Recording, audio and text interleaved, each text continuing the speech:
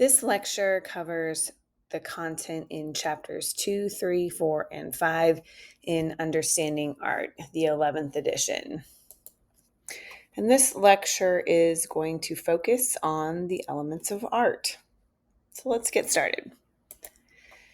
The elements of art are the tools used to make all art.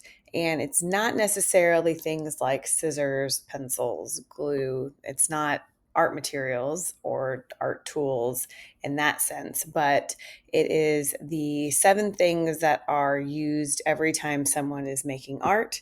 Different works of art use a different variety and balance of the elements. And being able to identify the elements of art within a work of art helps you to begin to understand what the artist is trying to accomplish or communicate. So sometimes I explain it like when people are making pies.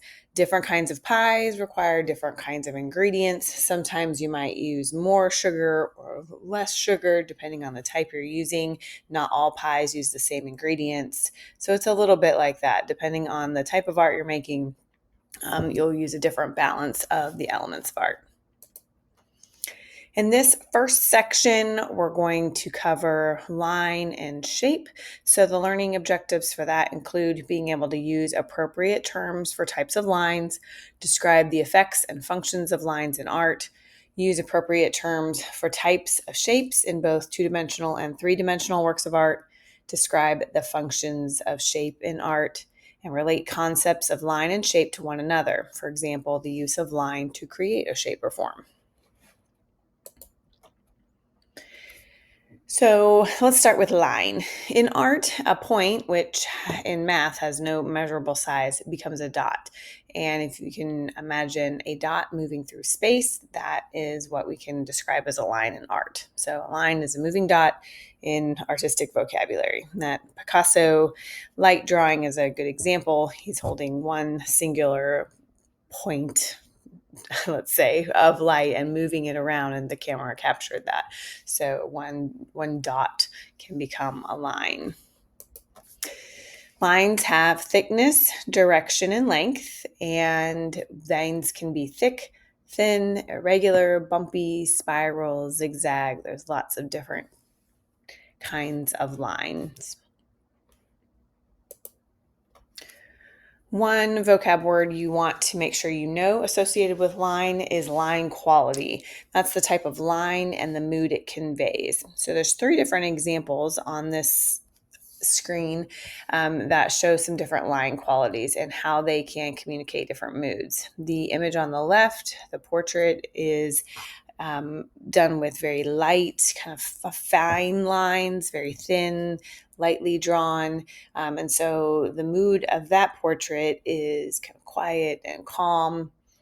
The lines in the center image are thicker, a little bit more harsh. They almost look at some points kind of like they're very jagged. You can kind of almost imagine maybe how they were made, just kind of like maybe sharp, abrupt movements. And then the image on the right is a digital image. So all the lines are the same width or weight. They're not necessarily all the same length, but they're all the same kind of line, very kind of mechanically drawn. And so that creates that very almost, like non-human component of the mood for that image. Lines can be connected to mood and emotion. So for a moment, think about if you were going to draw a calm line or a frustrated line or maybe a confused line or an excited line. And there are some other examples there for you. Lines can help to convey a mood or emotion based on the type of line, their line quality, their thickness, and even their direction. And eventually, when you build up line a lot, you can actually even start to communicate a sense of space. So these works by Bryce Marden are just lines, but you can see that the thickness of the line can sometimes bring a line a little bit closer to the viewer, seemingly, and then the thinner lines move back in space. So you almost start to create some mass and a sense of space with the thickness of line and how dark it was drawn. So let's look at some other ways that lines are used in artwork. Actual lines are physically present in a work of art. Implied lines refer to the sense of line created by the perceptual tendency to connect a series of points, and psychological lines suggest a conceptual connection between or among elements or characters. So let's look at a couple of these and we'll look at examples of these. This painting by Sam Gilliam has actual lines in it. Not only the lines that are done with color, but then there are lines formed in between those with the white on the canvas. So we have actual lines. This Alma Woodsy Thomas painting is a good example of implied lines. There aren't actually solid lines created, but the dabs of paint that she's done on the canvas are close enough together and repeated enough that it creates in our mind this sense of horizontal lines across the canvas. Here's a couple of examples of implied lines as well. The Grant Wood painting on the left is a landscape painting, and the idea is that like the hay has all been cut down and has been kind of put into these rows to be baled up. So the way that we follow those lines of hay is helps to pull our eye through the composition. So we start in the foreground, that part that's closest to us as the viewer, and then follow those lines throughout the composition towards the background. So that's one way that an artist can use lines that are not necessarily directly drawn, but maybe formed by things to help guide our eye around the composition. And the same thing happens in the photograph of St. Paul's Chapel on the right side. The artist hasn't drawn any lines, but has set the camera up and framed the photograph in such a way that we have these strong diagonal lines from the lines of the roofs of the buildings and the line on the street that kind of pulls our eye from the foreground into the background, and we look through the whole composition. So that's one way that implied lines can lead our eyes around the composition. And then here's an example of psychological lines.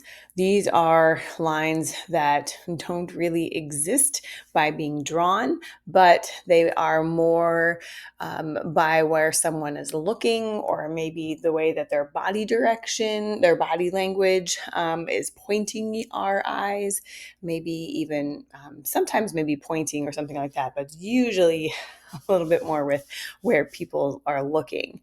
So in this image, it shows you in this painting, the woman's eyes are downcast. She's looking down, whereas the little boy is looking more directly at the man behind the counter. And you can even see in the background that the two men are looking at the woman. So it's kind of a way for our eyes to kind of follow around the composition, and in that way get a little bit of the sense of story with this painting. About how people are feeling too, right? The woman, because she's looking down, maybe a little bit less confident. The little boy is kind of there as her chaperone, and he's the one that is actually directly speaking to the shop or the gallery owner. Let's talk a little bit about the directionality of line. Horizontal lines, like the horizon line in nature, suggest calm and stability. So when artists are trying to create a vibe of calmness and stability, they might use a lot of horizontal lines. Vertical lines, as we might see in skyscrapers or tall pieces of works of architecture, seem to defy gravity. There's an upward lift kind of feeling from them. So our eyes tend to follow from the bottom and follow that line upwards towards the ceiling or towards the sky. And the most dynamic lines are diagonal. They convey energy and spontaneity. Sometimes they create the feeling of movement, such as in this painting, The Storm on the Mediterranean Coast. There's a lot of diagonal lines from the ship in the background. You can actually see the rain falling and being blown, and then you have some strong diagonal lines and closer to us, the viewer in the foreground with the rocks, and that the way that the people are kind of tilting to the side, you have a lot of energy and movement, helps to create this very active, dynamic, energetic feeling. Artists can use lines to define shape. So an outline is an actual line. It's a concrete mark that defines the boundary or an outer edge of an object or a figure. So this painting, this is a detail from The Birth of Venus by Sandro Botticelli, and you can see some lines in her face, and even the edge of her face where her chin is in front of her neck, we see a definite line. Think of cartoons. A lot of cartoons, outlines in black, things like that, define the edges of facial features, body things, all sorts of things like that. A contour line is not an actual line, but an edge that is perceived where a three-dimensional form curves away from the viewer. So on this painting, we don't actually see a lot of definite lines in the facial features, but we have an attempt to try to show three-dimensional qualities with the way that Da Vinci has painted her face. And this is sometimes referred to as chiaroscuro. So that is your big fancy art word for the day. It's an Italian word, and chiaroscuro means to create the illusion of three-dimensionality through gradations of light and shade. And then this photograph is a good example of the aesthetic possibilities of contour, line, and shape. So the dramatic contrasts of bright light and velvety shadow create a razor-like edge where the peaks and the valleys of the sand dunes meet. Lines can also be used to create textures, and we'll come back to texture later in the lecture, but you can see from the examples that repeated lines can be used to create the feeling of things like fur, maybe rocks, gravel, bumpiness. So you can use lines to help create the idea of the way that something feels. Lines can also be used to create values, and value is another element of art that we'll come back to a little bit later as well. But altering the measure or density of lines can create gradations of a value, a progression from light to dark. And you can do that with hatching, cross-hatching, and stippling. And so in the image that we have here by Angelica Kaufman, we have different values built up by lines to help create some three-dimensional qualities. So let's look at some examples of hatching, cross-hatching, and stippling. Hatching is when you have repeated lines going all the same direction, might be vertical or horizontal or diagonal, but they go all the same direction. And where the artist wants it to seem like a lighter value, the lines are spread apart, and then you start to build the lines up on top of each other to create those darker values to make things look like maybe they're more in shadow. So with hatching, the lines are always going the same direction. With cross hatching, you start to crisscross the lines. So you can see on that image of the banana that you have values that are supposed to be lighter. The lines are spread apart, not so many overlapping lines. And then as the artist is trying to create darker values, they start to crisscross the lines on top of each other. So with hatching and cross hatching, the artist is never just sitting there kind of like coloring it in or filling it in solid. It's always done with lines. And then stippling is done with dots, which I guess are maybe the very shortest type of line you can create, but dots are built up once again to create different ranges of values. And then this last image I wanted to show with line is just a good example of the things that we've been talking about, with lines being used to create different values and lines also being used to create texture. So the texture of her hat is kind of communicated with the way that the line work has been done. And then we can see on the clothing and on her face, the way that the lines build up help create a sense of three-dimensional quality with the different values. Okay, moving into talking about shape. Shape describes flat enclosed areas such as circles or squares. Think of shape as a 2D space that's been enclosed by a line. There are geometric shapes, and these are derived from mathematical formulas and are rendered with great precision. And I tend to teach geometric shapes as reminding people that these are the ones that have names and rules. So if I asked you to draw a triangle, most people know, the rules for drawing a triangle. It has to have three sides, all three angles that add up to 180 degrees. If it doesn't follow those rules, then it's not a triangle. So that's what I mean by it has names and rules. Rectilinear shapes have straight edges and angular corners. So the things like a triangle, a square, pentagon, and the curvilinear shapes, such as a circle or an oval, are the ones that have curving edges. And organic shapes are shapes that are derived from the world of living things.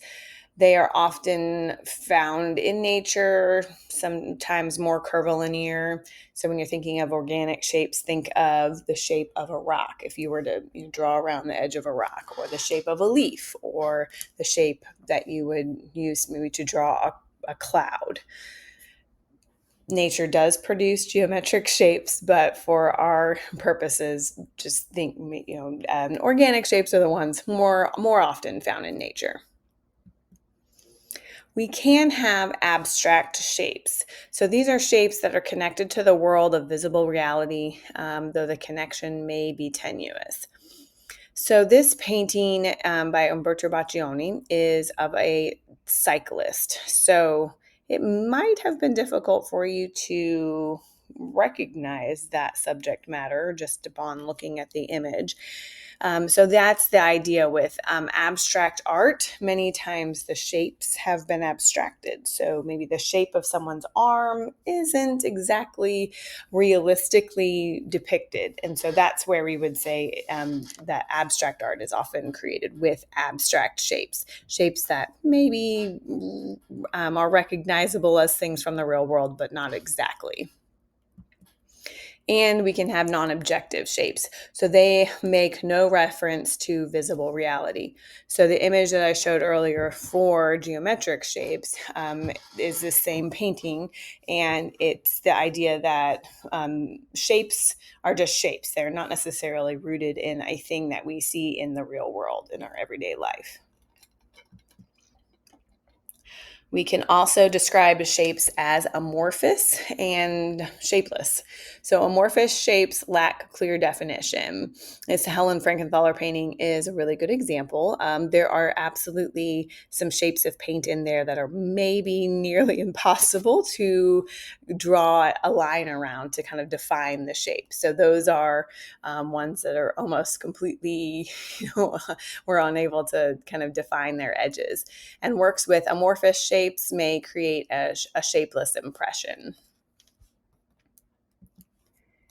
And positive and negative shapes have to do with what we see in the image and the background.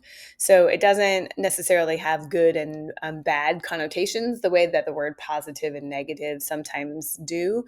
In a two-dimensional composition, a shape is referred to as the figure, even if it's not necessarily the figure of a human being. And the empty ground around it is referred to as ground. So we can talk about the figure-ground relationship. So the figure is what we call a positive shape. It's the thing that we see. It's maybe the subject of the artwork. And then the ground is what we call the negative shape, the space all the way around it. So in this image, the Edgar Degas painting, we have a very distinct separation of the figure and the ground. We see the two women as the positive shapes and all the background around them, kind of what that's supposed to be the wall or the room, that's the negatives shape. And this is an example of where the positive and negative shapes are maybe a little bit harder to distinguish between. So the figures in this painting are still the positive shapes, but it's a little bit trickier to maybe separate them. There's not quite as much of a distinct separation between the figure and the ground in this painting. Sometimes the negative shapes will become just as important or just as active as the positive shapes. So in these two images, I wanted to show you that sometimes artists will help the negative shapes to be just as important, if not maybe, essential to the whole composition, to making it make sense by making those parts a little bit more interesting or active. And then sometimes there is a figure ground reversal. So you may have seen an image like this before.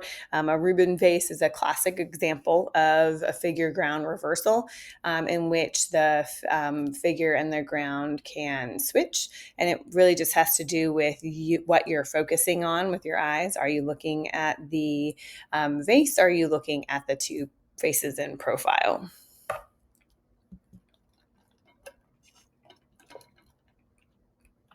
There are some shapes that in our culture have become what we could refer to as icons. And I think this is important to talk about, just in the sense that sometimes we do dip into things in our larger visual culture in this class. So shapes like the Apple logo, or shapes like the yin yang symbol or the Christian cross or the Star of David. Those are shapes that are so prevalent and familiar within our culture that we kind of recognize them as what they stand for, and we can't necessarily associate them any other way. And sometimes that's true for images of faces as well. So sometimes a portrait may have been done in such a graphic way that the shape of that face becomes somewhat of an icon for us that we recognize and kind of instantly, recognize or understand within our culture.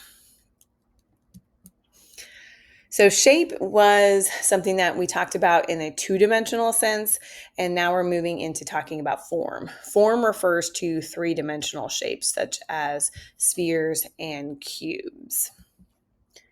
So just like we could have geometric and organic shapes, there are geometric and organic forms. And the same rules apply in terms of geometric forms being the ones that we talk about in math class. And the organic forms are the things that happen more likely in nature. And also sometimes these apply to architecture as well. So I did want to just show an example of architecture, how this architect has incorporated geometric forms in the way that the building is built.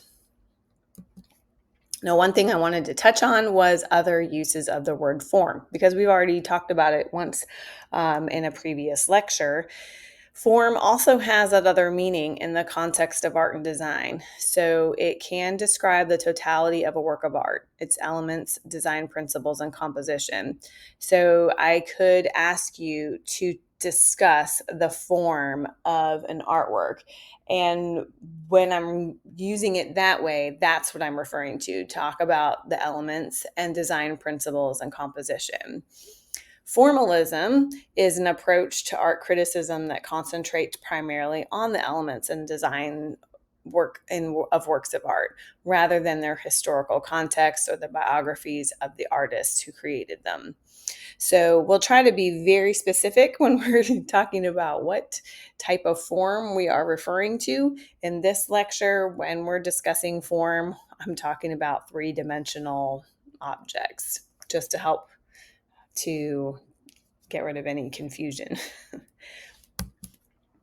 Okay, volume is the measurable space within the three-dimensional form or the object, its capacity. So volume is not another element of art. It's kind of just within the element of art of form. I just want to make sure that we all understand like what we're speaking about when we're talking about volume.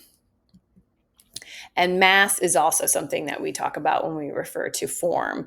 That refers to the bulk of a solid three-dimensional form. Solid forms have actual mass. So the pyramid that you're looking at would be something that, as it is solid, it is something with an actual mass.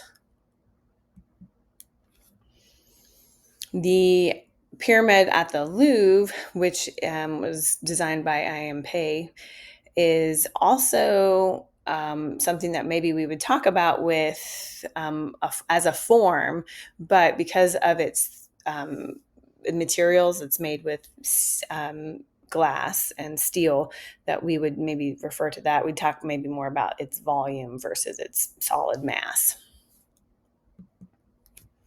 And then there can also be implied mass. So two-dimensional works of art can create the illusion of three-dimensional form or implied mass.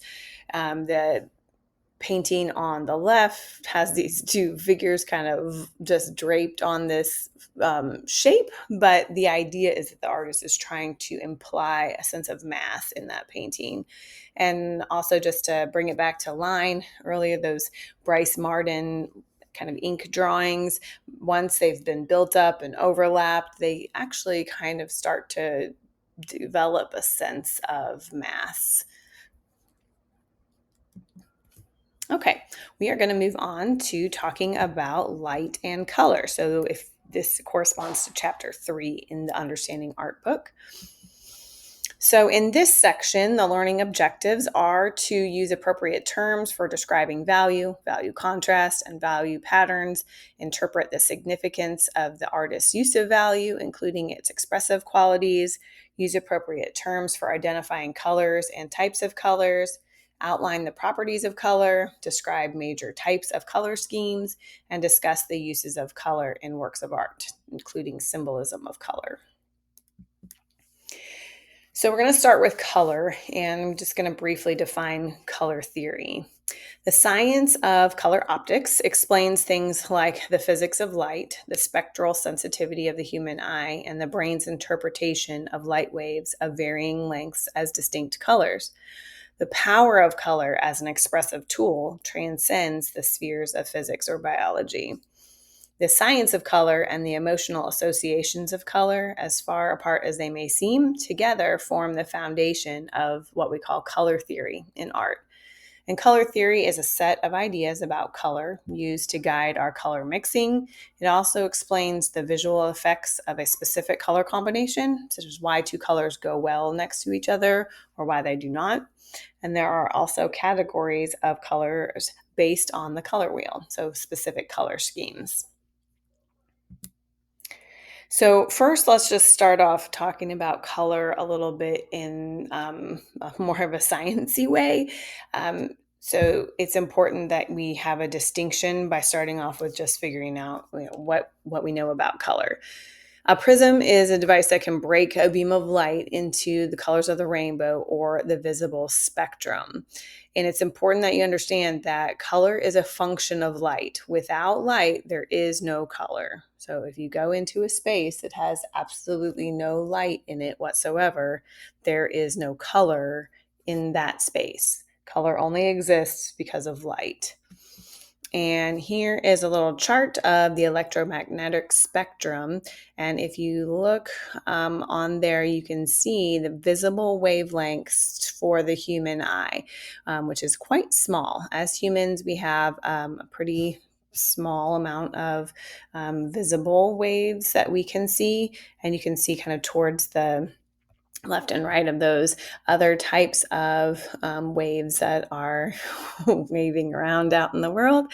And as we move towards the right side with ultraviolet rays and then X-rays and gamma rays, those are the ones that are more harmful. Those are the ones that are harmful for us that we don't want to be going through our bodies when we can avoid it.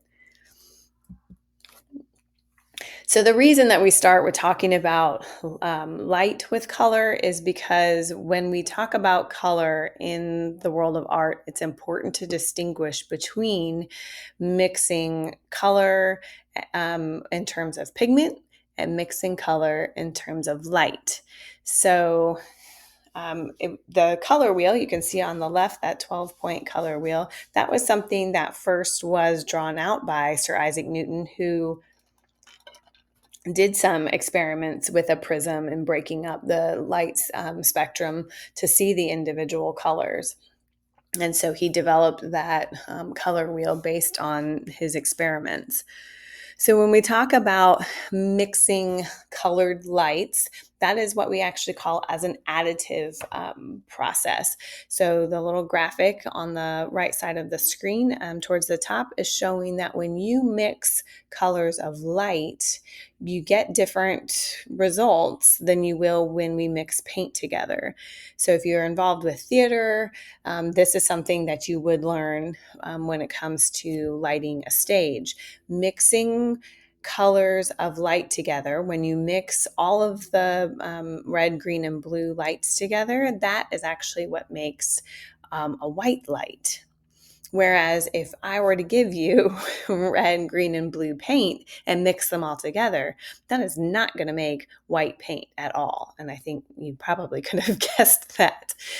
So mixing pigments and mixing light is not the same thing. When we are mixing pigments, we actually call that subtractive, because when you are mixing colors together, you start to eliminate things that are reflecting back to your eye. So the graphic on the bottom right is actually the cyan, magenta, and yellow, and that refers more to the colors that we use in our computer printers when we're printing things out like that. The little mixing graphic to the right of the color wheel is traditionally what we teach in an art class with how we get the colors on the color wheel, how we mix them.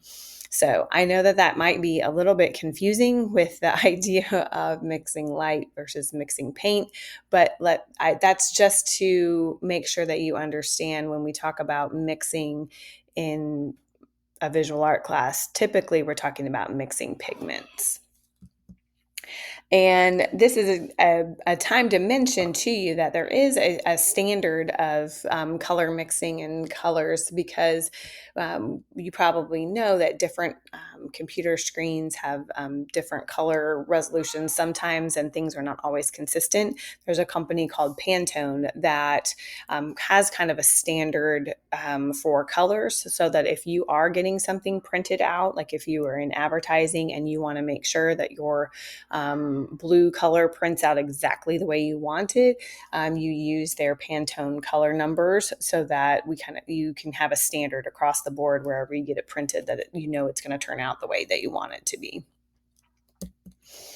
Okay, let's dive into talking a little bit about color. The properties of color start with its hue, and hue is the color as it appears on the color wheel based on the eye sensitivity to specific parts of the visible spectrum. So essentially, hue is like the color's name: red, orange, green, things like that. The second property of color is its value, and that refers to the lightness or darkness of the hue, its degree of luminosity. So we already mentioned value. So once in this lecture, value just means degree of lightness or darkness. And the third property of color is its intensity and saturation. That has to do with the brightness or the dullness of a color. So has it been mixed at all in terms with amounts of gray that can dull a color down? Okay, and lastly, I just wanted to come back to the color wheel for a moment and talk a little bit about how artists use the color wheel as a tool, if you know how to read it. For everybody else, it might just be, a pretty circle of colors in the order of the rainbow. But the color wheel really should be a tool for artists to help them remember color mixing and color relationships. So when we talk about color mixing, we start with the primary colors, red, yellow, and blue. And you can see that they have a number 1 on them, by them on the color wheel. And that's because they are the primary colors. Those are the 3 that we start with when we do color mixing. You mix those together to get all the other colors on the color wheel. And you cannot use other colors to make the primaries. So you can't pick 2 colors off of the color wheel and mix them together to get red. It just doesn't work like that. So once we start mixing the primary colors together, we get the secondary colors, and those are the ones with the twos by them. And you'll see that the secondary colors are in between the primaries that make them. So when you mix red and yellow together, you get orange. Yellow and blue mixed together to get green, and blue and red mixed together to get violet.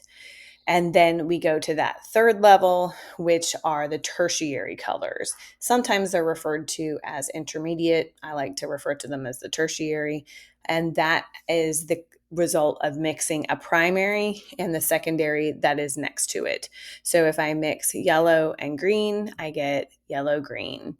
If you mix blue and violet, you get blue violet. The names of the tertiary colors are very easy to remember. The important thing is just that you remember that it's the mixture of a primary and a secondary that are next to each other, not just anywhere on the color wheel. Take a moment and enjoy this color theory humor. And hopefully you get the joke. And that's why it's important for you to know what colors mix together to get what colors, because otherwise you won't get this joke. Okay, so now that we've talked a little bit about color mixing, let's talk about color schemes. Color schemes are just these groupings of colors that artists can use when choosing colors for their compositions. And these are color schemes that, for the most part, we find aesthetically pleasing. So just a few of them we're going to go over right now. Monochromatic color scheme is one dominant hue. So this is a color with some variations, maybe some different values that have been mixed with it. So you can see example of green on there. So maybe light green, dark green, maybe some green mixed with a little bit of gray. So it's just variations of one color. An analogous color scheme is colors that are adjacent to each other on the color wheel, 3 or 4 neighbors. So it might be something like yellow, yellow, orange, and orange. So they have to be next to each other on the color wheel, any 3 or 4. And a complementary color scheme features colors that are across from one another on the color wheel. They're opposites on the color wheel. And here are 2 examples of a complementary color scheme used in some artwork. And complementary colors are often put next to each other because they are opposites. They make each other really vibrant. So if you're trying to create a color scheme that's very intense or kind of eye-catching, using a complementary color scheme would be a good option. And here are some complementary colors giving each other compliments. And I'm showing you that not only because it's some fun art humor, but also because I want to point out how things are spelled. Complementary colors are spelled differently than the word compliment, like saying something nice to someone. So just to make you aware of that, and hopefully you can incorporate that whenever you're making sure you're spelling it correctly. Okay, and cool and warm colors have to do with kind of a feeling of temperature. Cool colors are any of the colors on the color wheel that have blue, green, and purple in them. And the warm colors are any of the ones that have red, orange, and yellow in them. And you can see in that Paul Cézanne painting that he has incorporated both warm and cool colors together to provide a nice contrast. There are a lot more color schemes that artists learn in color theory, and you can see some of them up there. And these are just nice, when artists are choosing colors for their compositions, they can kind of rely on these established color schemes to help guide them in choosing what colors look good together, what colors work well. And lastly, just touching on neutral colors. They are not associated with a hue on the color wheel. Things like brown, black, gray, and white. Those are not colors on the color wheel. Sometimes people ask me, are they colors? And that's sometimes a hard thing to answer. Are they colors in a box of markers? Are they colors in, bottles of paint? Yes, absolutely. They produce markers, crayons, paint that are those neutral colors. But those are not colors that you find on the color wheel. So therefore, they don't necessarily connect to how we mix colors. But we've already mentioned a little bit before, white is what you get when you mix all of the colors of light together. But once again, we're talking about mixing pigments here. So it can get a little confusing. Just know that when we mix the neutral colors with our hues that we've talked about on the color wheel, that's when we change the value or intensity of the hue. So we use those neutral colors for those purposes. Okay, last couple things about color. Local color is the color that we typically associate with the natural appearance of things. So essentially, if you're painting a realistic painting, you are using local colors. You're making the sky look like a realistic sky color. We call that local color. And optical color varies with lighting conditions. So sometimes the sky, water, even buildings might be painted differently depending on the time of day or the season that they're being looked at. And lastly, arbitrary color or subjective color does not accurately reflect visible reality. Artists use arbitrary color for purposes other than realism, such as conveying emotion. So this might connect back to that style called expressionism, where artists are not using realistic colors because they are trying to create a work of art that has more expressive content. We've already mentioned value a few times, but it is one of the elements of art. And just to review, value refers to the relative degree of lightness or darkness of a surface or a color. And grays that result from mixing various amounts of black and white are called achromatic because they have no chroma or color in them. And grays that are closer to black are in the low key value range, and grays that are closer to white are in the high key value range. And we can have value in colors. And I just wanted to show you an example of that. Artists can mix various amounts of white, black, and gray into their colors to create some different values. Value contrast refers to the degrees of difference between shades of gray.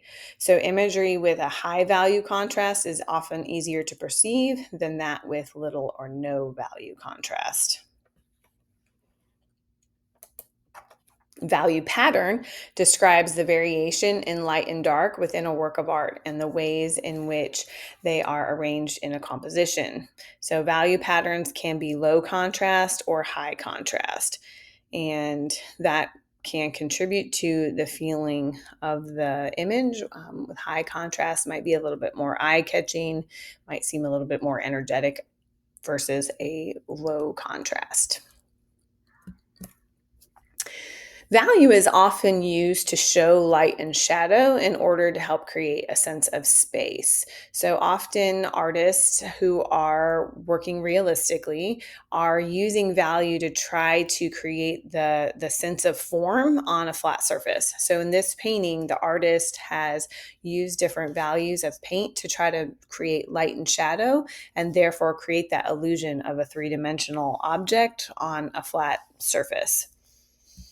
And this goes back to a word I mentioned already, chiaroscuro, that gradual progression from light to dark through successive gradation of tones across a curved surface, trying to make something look round by showing that gradual shift from light to dark. And then we also have something called tenebrism, which is the abrupt and dramatic juxtaposition of light and dark. So think a spotlight shining in a dark room. The Georges de la Tour painting is a good example where we have kind of a bright light being held by the younger figure. And that is a use of a tenebrism, kind of this bright spotlight effect of bright value with darker values all around. And the last thing that I wanted to talk about with color was just the idea that color is very emotionally charged. We connect to colors and we have a sense of a color having a sort of mood or emotional quality to it. And this is something that companies and advertisement taps into all the time. So, if you think about some of the logos that we see, some of the advertising that we see, the color choices are absolutely very conscious. Something that is studied and applied in graphic design and advertising all the time. Okay, moving on to texture and pattern. This corresponds to chapter 4 in Understanding Art book. And as we're talking about texture and pattern, we're going to want to learn to use appropriate terms for describing types of textures, interpret the significance of textural choices in particular works of art, and explain the concept of pattern, including the role of texture variations in enhancing the effects of patterns. So the word texture describes the surface character of materials as experienced primarily through the sense of touch. So how something feels. Actual texture results from surface variations in the materials used to create the work of art. So we are looking at a sculpture by Robert Rauschenberg. It's a taxidermied goat, and it also has a tire and some wood involved. So you, if you were allowed to touch the artwork at the museum, you could feel the actual texture, the hair, the rubber, the roughness of the wood. In painting, the most common technique for creating actual texture is called impasto, and that's layers of thickly applied paint. So here are a couple of details of a Vincent van Gogh painting. It's two different Vincent van Gogh paintings, but you can actually see the thick layers of paint that he applied. Visual texture is the creation of the illusion of actual texture. We mentioned this before once with line, using lines to create the idea of hair or fur or bumpiness with rocks. And then also artists often use visual texture trying to create the idea of a smooth, shiny surface or the idea of a feathery surface. Invented texture is a version of visual texture that makes no reference to reality. So creating maybe objects or imagery that does not exist in our version of reality, and therefore creating textures that don't necessarily exist in our reality. Subversive texture subverts or undermines viewers' expectations of familiar surfaces. We have two really good examples here. We have a welcome mat that is made with pins and steel, something that you would maybe not necessarily think would be really sharp and abrasive. As well as Mary Oppenheim's famous object sculpture, where she covered a teacup and saucer and a spoon with fur.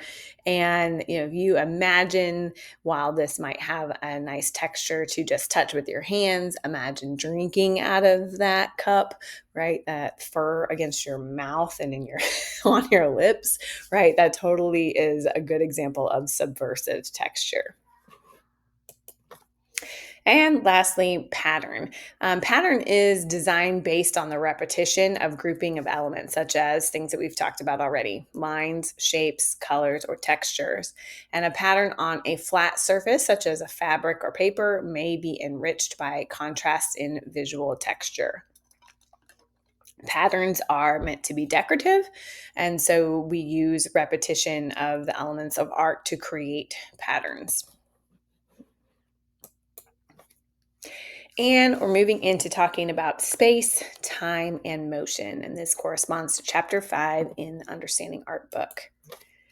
In this section, we're going to talk about distinguishing actual space from implied space, identifying and describing major methods for creating implied space, define types of conceptual representation as opposed to optical representation, describe the potential applications of actual motion in works of art, and discuss major methods for creating the illusion of motion in works of art, and explain the relationship between implied motion and implied time. So when we talk about the element of art, space, sometimes the way that we mean it is the area that's taken up by an artwork or the area depicted in a 2D work of art. And I have two examples for you for that to kind of illustrate that second way we could be thinking about space.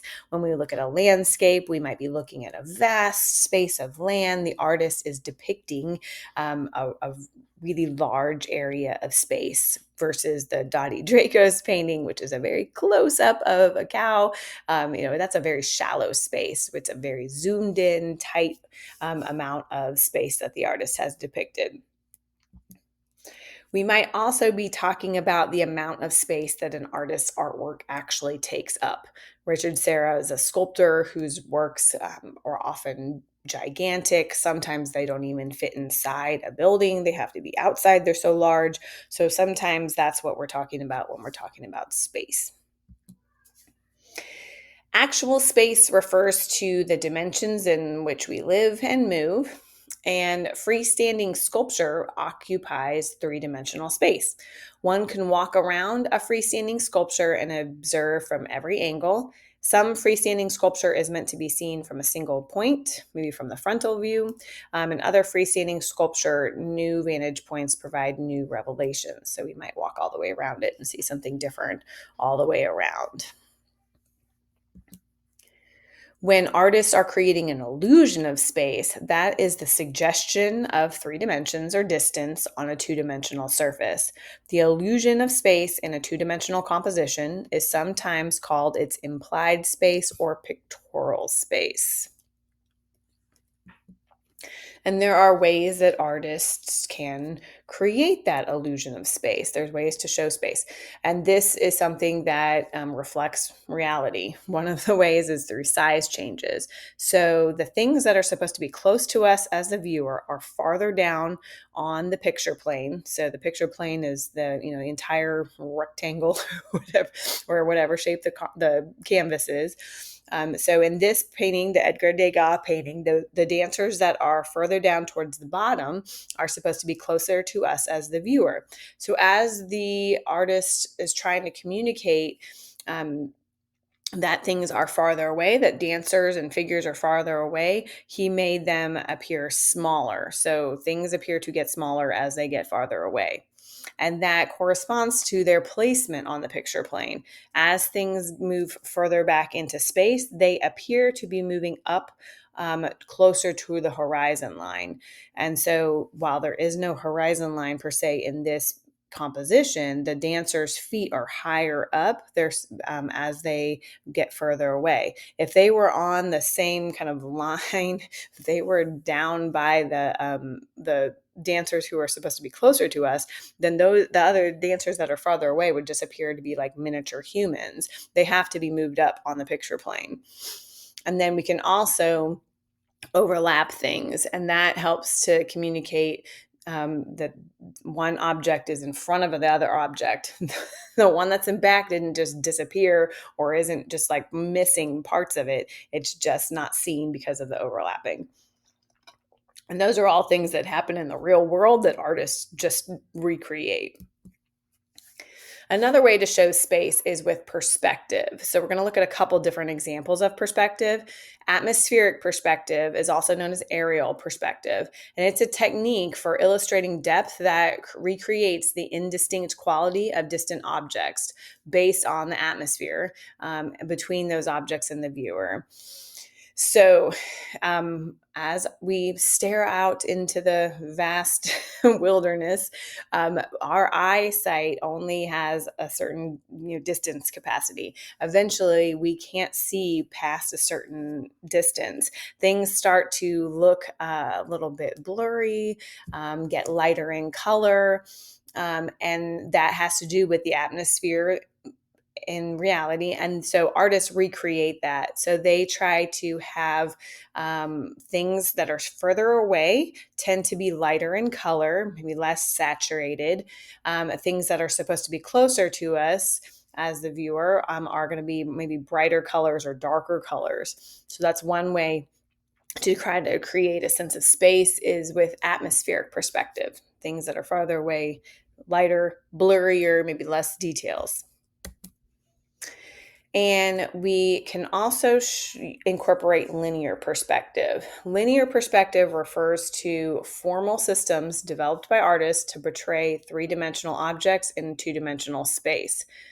So, in perspective, viewers observe objects from a particular vantage point, and the point at which the objects vanish is called the vanishing point. The horizon line is the line where the earth and the sky meet. So, perspective is a way of depicting space that artists developed during the Renaissance. Before this, if you look at art from before the Renaissance, artists were aware of of how to show space. They could overlap, but it wasn't such a mathematical way of depicting space. And it was really the Italian Renaissance artists that figured out how to really accurately depict space. And this is often done with the structures in the space, the architecture, so the lines of the buildings and such. So we're going to look at how this painting by Raphael incorporates a one-point perspective. Ooh, excuse me. Okay, so we've got the horizon line, which is typically in the center of the composition, even if we don't necessarily see a horizon line because it's not an outdoor scene. We have the horizon line, and the vanishing point is usually towards the center of that. And then diagonal lines called orthogonals extend from the corners. And lines that are parallel to the horizon line are called transversals. And this kind of creates a grid effect that artists can use to accurately make the space look realistic. Two-point perspective is when you are looking at something from a corner. So this is kind of imagine standing on on a street corner and being able to look to either side, and things are going back in space. So this kind of connects back to our ways of showing space, that as things appear to be getting further away from us, they appear to get smaller. So linear perspective is using precision and using these lines to make it sure it looks like it's accurately getting smaller. So here's an example of two-point perspective. You can see that we are kind of standing on a street corner, and you can see that the building, as it vanishes, goes off into the distance. It appears to be getting smaller.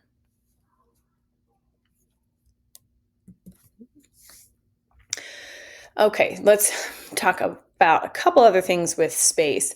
Optical representation and what we call composite view. So the representation of figures and objects from a single vantage point is called optical representation. Conceptual representation, by contrast, assembles the distinctive characteristics of figures and objects as they are viewed from different perspectives rather than a single fixed vantage point. So kind of looking at things from multiple perspectives, that would probably fall into the realm of abstract art. The combination of different perspectives is also called a composite view or twisted perspective. And ancient Egyptian art is a good example of this in the way that they drew the human form. If you look at the way that the legs on the main figure are depicted, they it would appear that the human form is facing the side, right? We're seeing the legs in profile. But then as your eyes follow up, we see that the chest is facing us as the viewer, which kind of implies a great twisting through the torso to have your feet turned sideways and your chest be facing a frontal view. And then the head is back towards the side. So that's a really unique way of depicting the human form, but we call that composite view when we're looking at two different perspectives of the human form. And then the use of multiple perspectives may provide a more complete visual and sensory impression that can be obtained from a single vantage point. It's also a way to suggest that fourth dimension, time and motion, which are important in certain styles of art. So that moves us into talking about motion. Artists work with motion as they would with any other visual element. Kinetic art actually has motion associated with it. So kinetic art can actually move. Film, video, and time-lapse photography can capture the effects of works of art that rely on actual motion. So artwork can actually move. And also we can have the illusion of motion. When artists use techniques to suggest that motion is in the process of occurring, they're creating the illusion of motion. And these techniques include like the multiplication of images or fragments, blurred lines, optical sensations, like trying to create that feeling of action, even though it's not really moving. And here's a good example of that optical illusion. Bridget Riley was known for her optical illusions in her paintings. I kind of stare at that for a little bit and almost kind of feels like it's vibrating or moving. Implied motion occurs when artists indicate motion without showing it, so kind of almost like a little snapshot. So works of art, implied motion in a figure may be suggested by the subject matter, in the middle of getting up or crawling or, running, things like that. Like I said, like a little snapshot. Implied time is the portrayal or the suggestion of the passage or duration of time. So motion occurs over time so that the two concepts are linked.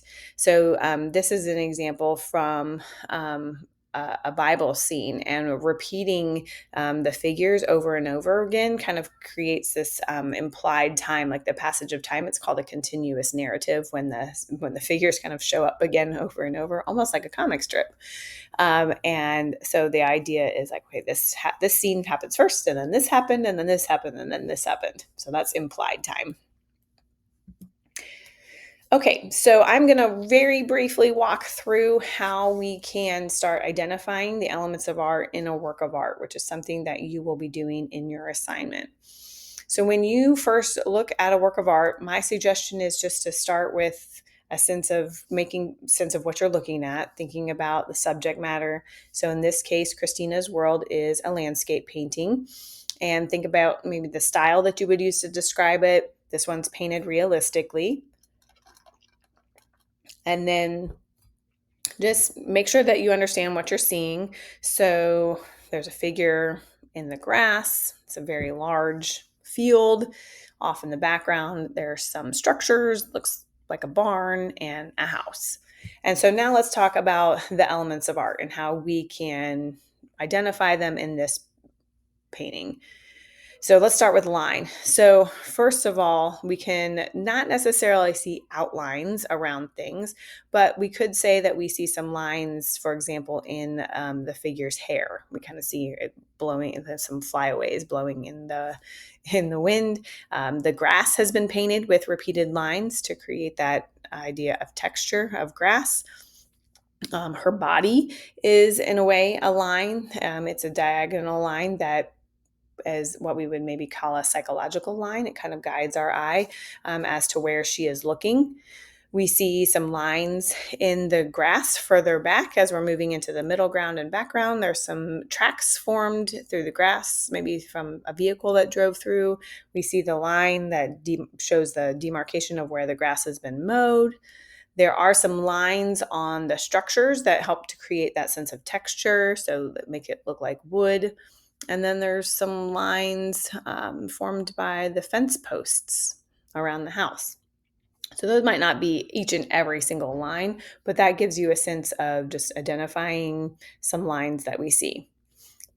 Talking about color. In this particular painting, we could say that the artist has used local color because it is a realistic painting. All of the colors are somewhat dulled down a little bit. They're not extremely vibrant or intense. We can talk a little bit about value, the lightness or darkness. The artist in this painting is using value to try to show light and shadow, make things look three-dimensional. So we can talk about the light shining on the figure, some shadows. There's light shining on the house in the background. We see a lightness and a darkness in the grass, with where it's been cut, where it's been left, longer. So those are some examples of value. When we talk about shapes, we're looking at a two-dimensional work of art. This is a painting. So we could talk about, I see some geometric shapes for the architectural buildings, right? So the house and the barn, those we could talk about with geometric shapes versus the figure that's closer to us, a viewer down in the foreground, that is more of an organic shape. When we talk about form, because this is not a three-dimensional work of art, there are no actual forms, but the artist has tried to create the illusion of form with the use of value, trying to make the figure look like an actual human form, but with the light and shadow. The house and the barn are meant to look like actual three-dimensional things. So there is an illusion of form, even though there are no actual three-dimensional objects. Moving on to talking about texture. We have a sense of the way that grass might feel because of the way that the artist has painted it. We have a sense of the way that her hair might feel. So the artist has tried very hard to accurately recreate textures, the texture of the wood on the house and the barn, the grass, and the fabric of her clothing and her hair. And the last element of art to address is space. And the artist has created a sense of space. We have a landscape painting, so we can see that the figure is down towards the bottom of the picture plane. She is painted larger, and the houses and the house and the barn are painted much smaller and higher up on the picture plane. So that really creates a sense of space. We know that we are looking at a very large field of grass. The artist has also created some of that implied motion with the way that he painted her hair. There's some little, flyaways maybe blowing in the breeze, and also the way that her body is positioned. That figure is not just sitting statically in the grass, but the way that she's somewhat twisted and her arms are positioned in a way that looks like almost like she's crawling or starting to get up. So we have that implied motion in there as well. So just wanted to walk you through basic ways to start identifying how artists have used the elements of art in their particular works of art. And this concludes this lecture.